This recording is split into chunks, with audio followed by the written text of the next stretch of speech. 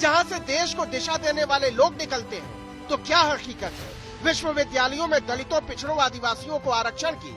गौर कीजिए, इस देश के केंद्रीय विश्वविद्यालयों में कुल प्रोफेसर हैं 1125 और दलित केवल 39, मतलब 3.4%। और होने कितने चाहिए? कम से कम 15%, मतलब 169। आदिवासी प्रोफेसर केवल 6 और होने चाहिए 84, और पिछड़े प्रोफेसर एक भी नहीं, लेकिन न्यूनतम होने चाहिए 27%, मतलब 304। अब देखिए सवर्ण प्रोफेसरों की तादाद 1071, कितना? 95.2%, और अधिकतम होने कितने चाहिए? सिर्फ 50%, मतलब अधिकतम 562। क्या इस बात पर आप यकीन करेंगे कि 1 अप्रैल 2018 तक भारत के किसी भी केंद्रीय विश्वविद्यालय के किसी भी विभाग में 28 साल के आरक्षण के बाद भी पिछड़ी जाति का एक भी प्रोफेसर नहीं था? लेकिन यही सच है। और प्रोफेसर ही क्यों, एसोसिएट प्रोफेसर देखिए, कुल एसोसिएट प्रोफेसर है 2620, दलित प्रोफेसर 130, मतलब 4.96%। न्यूनतम होने चाहिए 393। इसी तरह आदिवासी प्रोफेसर सिर्फ 34, मुश्किल से 1%, होने चाहिए 197। और पिछड़े एसोसिएट प्रोफेसर एक भी नहीं, लेकिन न्यूनतम होने कितने चाहिए? 707। और सवर्ण प्रोफेसर की तादाद देखिए 2434, मतलब 92.9%, और अधिकतम होने चाहिए 1310।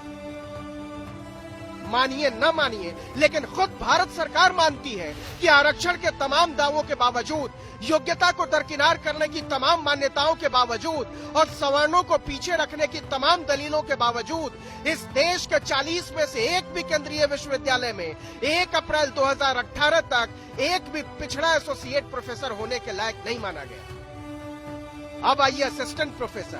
कुल असिस्टेंट प्रोफेसर है 7741, इसमें से दलित 931, न्यूनतम होने चाहिए 1161, आदिवासी 423, होने चाहिए कम से कम 581, और पिछड़े 1113, न्यूनतम होने चाहिए 2090, और सवर्ण 5130, अधिकतम होने कितने चाहिए? 3870। हालांकि असिस्टेंट प्रोफेसर आरक्षित सीट से आधे ही हैं, लेकिन एसोसिएट प्रोफेसर और प्रोफेसर तो शून्य है। इसका मतलब ये हुआ कि कठिन परीक्षाओं के बाद नौजवान असिस्टेंट प्रोफेसर तो बन जाते हैं, लेकिन विश्वविद्यालयों के सवर्णवाद में उन्हें प्रोफेसर या एसोसिएट प्रोफेसर नहीं बनने दिया जाता। अब चलिए केंद्र सरकार के विभागों का सच भी देख लीजिए। केवल ग्रुप और ए, बी के अफसरों की जातीय व्यवस्था को समझिए। यहाँ दलितों और आदिवासियों को जगह तो मिली है, लेकिन पिछड़े यहाँ भी पिछड़ गए।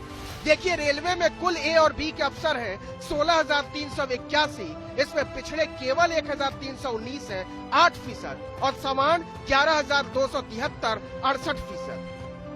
इसी प्रकार केंद्र सरकार के 71 विभागों में ग्रुप ए और बी के अधिकारी हैं 3,43,777, इसमें पिछड़े केवल 51,384, मतलब 14%, और सवर्ण 2,16,408, 63%।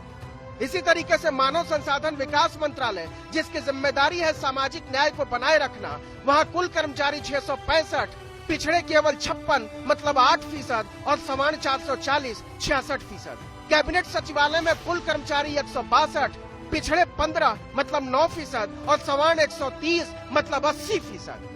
राष्ट्रपति सचिवालय में कर्मचारी 130, पिछड़े केवल 10, मतलब 7%, और सवर्ण 97, मतलब 74.62%। मतलब जितनी बड़ी अफसरी उतना ज्यादा सवर्णवाद।